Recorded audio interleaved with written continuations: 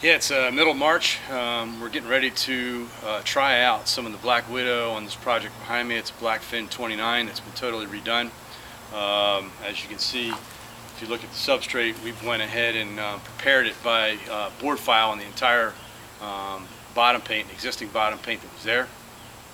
There is a cuprous oxide bottom paint on there right now currently, and then the yellow substrate that you see below it is some sort of epoxy primer that was done sometime before our ownership.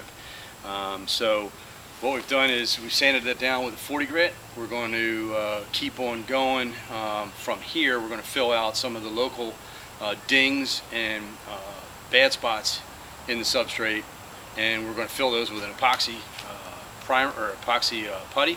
We'll sand everything out then with an 80 grit DA approach, and trying to keep the DAs flat and not up on edge. And we'll do the strakes by hand with 80 grit and board file, radius corners, and get those in preparation, get those prepped out for the Black Widow that we're going to be putting on. Now, the reason I'm here before you today is that this Black Widow is new as of about a year and 3 months ago.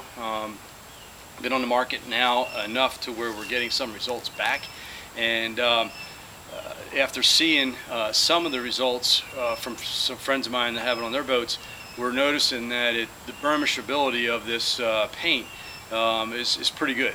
So we're applying it to the Blackfin 29. Going to be a sport fisherman, offshore, twin screw, diesels. We're applying it to the Blackfin so that we can help increase the speed and decrease the fuel usage of the vessel. So we're going to give this a try.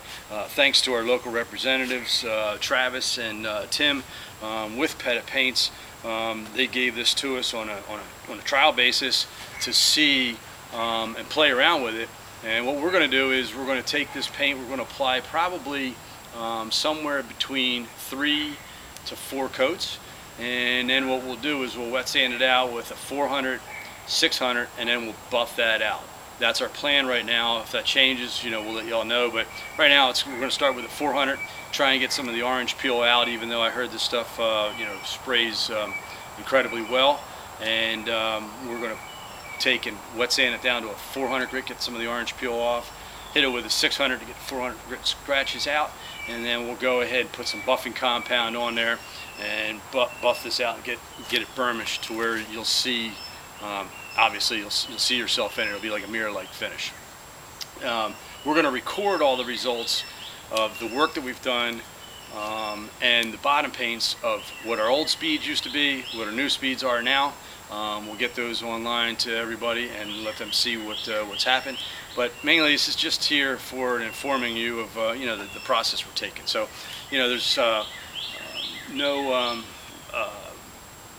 legal things here. If you don't believe what I'm saying, go ahead and call your Pettit rep or try it yourself. Okay, but right now we're just trying to help out. If somebody wants to see what goes on, here's what we're doing. Okay, and that's it. It doesn't mean you have to do it. It means it's what we're doing. So we're taking this bottom, and as I told you, we've sanded it down to a 40 grit right now. It's going to be 80 grit by Monday, and with everything filled, we're going to go ahead and prime any areas that need primer. We'll use an epoxy 2-part barrier coat primer on the bottom.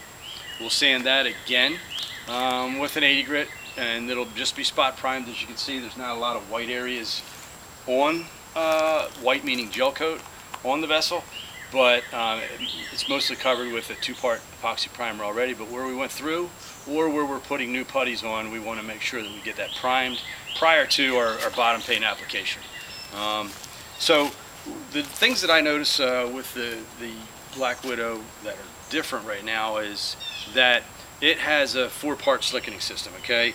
And these slickening systems are a bit different than what we're used to in the past. All right, we had other 2 paints that, once again, not paid for this discussion, but the other paints that we're probably familiar with are Trinidad Pro, okay, or just Trinidad SR, and then we're also familiar with your old Interlux Regatta Baltoplate. And I want to say old; it's a very good product. We have all good products here on the table.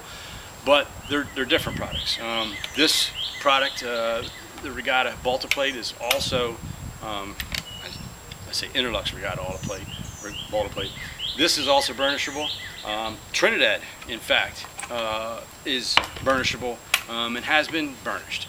The difference with these is some of them have slickening agents, and some of them have good bottom paint capabilities, meaning that you don't have to clean them as often, and they'll have more of, well, in the case of this has I believe a product called Ergorol in it. It's like something around 2%, 3% of Ergorol, and so the Trinidad SR, I believe, stands for slime resistance, and that SR product or ingredient in there is Ergorol.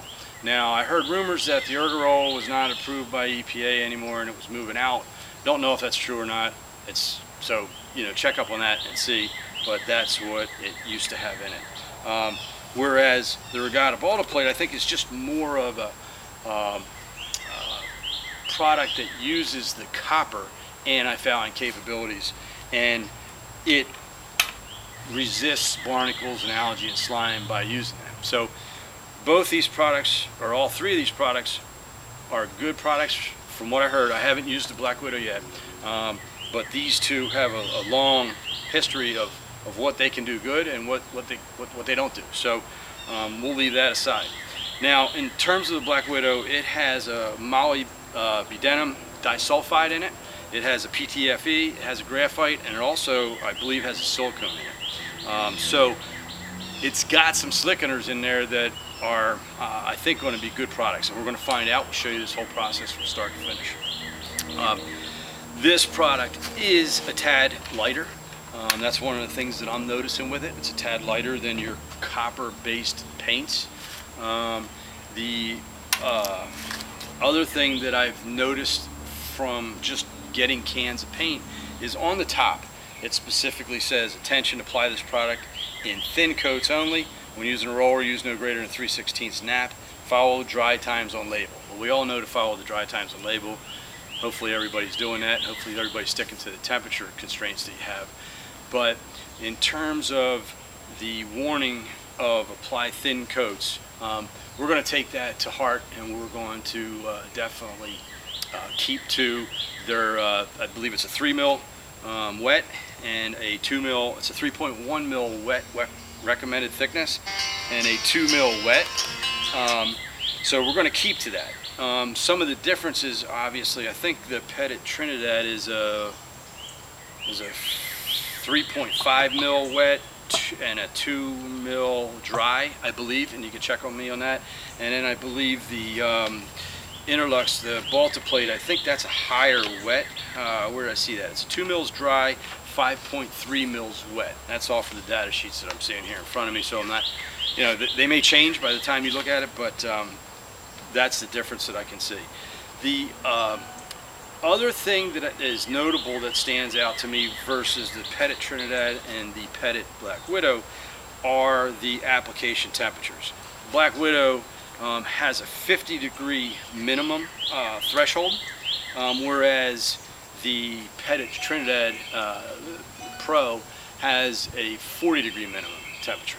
Once again, check those. That's just from what I read with the data that I had. So it may change at any given time, but those are the differences that I see.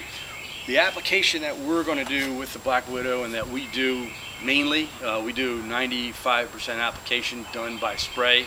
We use a pressure pot with an HVLP gun, and we'll apply our product with very low pressures at the tip so that we don't get a lot of overspray, and then we keep product going onto the hull or the boat. The reason we do that, obviously, is when you're paying $280 a gallon at retail, I believe this is, or even $260 for the SR, something, the prices are over $200. We don't want to be just throwing that product away, nor do we want to be doing anything that would be EPA non-compliant and just putting it in the air and let people breathe it. So we try and be responsible in terms of getting product onto the boat. If we're doing things in a really high windy area, we may either choose to not spray, or we may go to a totally airless system. So with an airless system, obviously, you know, the cleanup is a little bit more because you got longer hoses, and also the electric motors are somewhat non-forgiving to the copper that's going through them. But we haven't tried the Black Widow going through those yet. Maybe the Black Widow is going to be just a little bit easier on our electrical components for the pressure, for the airless. So that's what we have for now. You guys in the background may have a lot of questions, but you can't ask them. So what we're going to do is we're going to switch off the video. We're going to turn it back on when we kind of can fill up on some more information for y'all. And I'm going to just pan to the back of the boat and to the front of the boat, just so you can see what this has to offer. And you know, there's the back end of the boat. It's a deep V hull, you know, Blackfin 29 combi. And then you can see there's many strakes in there. You can see the areas that we filled some of the old through hulls, and we went and we flush mounted all the newer through hulls. On the heavy pickup areas, we put in some custom through hulls that have been machined so that they actually sucked up the water, and they have a little plow down on the bottom side that's raised up about 1/8 of an inch from the hull.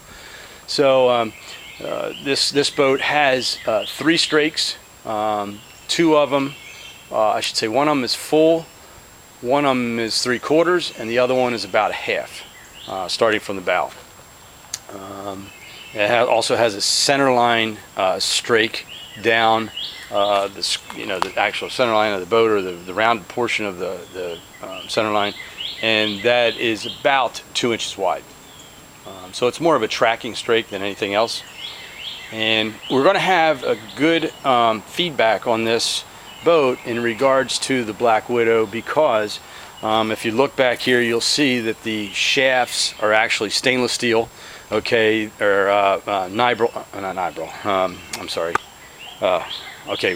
Aquamet, I believe 22. So they're an Aquamet material, and the struts are made out of carbon, okay, with a layer of 10-ounce glass over them for resistance to, you know, electrolysis. And then the rudders, which are actually bronze in the boat, and they're painted gray back there, you can only see one, is been glassed over with 2 layers of biax, so that we can get bottom paint to attach to it and not have the metal against saltwater process going on to where we end up with barnacles in 6 months, 8 months, and it's harder to clean. And then if you look at the trim tabs, those trim tabs are custom trim tabs that have been made out of fiberglass, and those trim tabs are lighter than your standard stainless steel trim tabs that are produced by Bennett, and they are also now we'll be able to stick bottom paint to that, which in this case will be the Black Widow. So Black Widow is going to be on some metal objects.